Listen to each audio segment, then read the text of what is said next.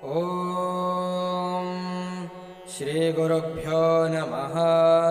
हरिः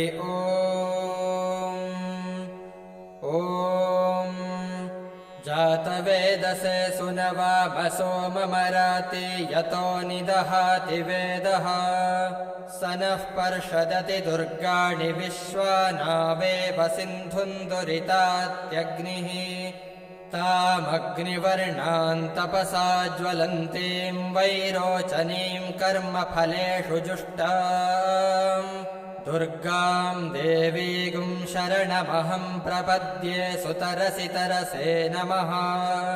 अग्ने त्वं पारयानव्यो अस्मान् स्वस्तिभिरति दुर्गाणि विश्वा पूश्च पृथ्वी बहुलान उर्वी भवातोकायतनयाय संयोः विश्वानि नो दुर्गः जातवेदः सिन्धुन्ननावादुरितातिपर्षि अग्ने अत्रिवन्मनसा गृणानोऽस्माकं बोध्यविता तनूनाम् ऋतनाजितगुं सहमानमुग्रमग्निगुं हुवेम परमात्सथस्थात्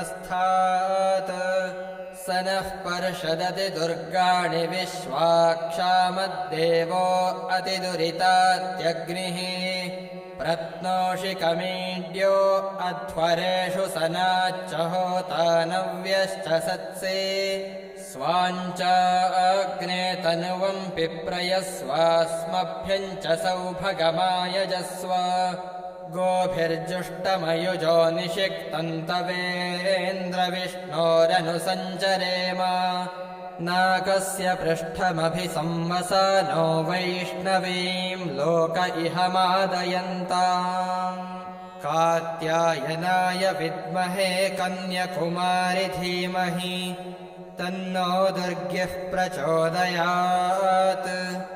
ॐ शान्तिः शान्तिः शान्तिः।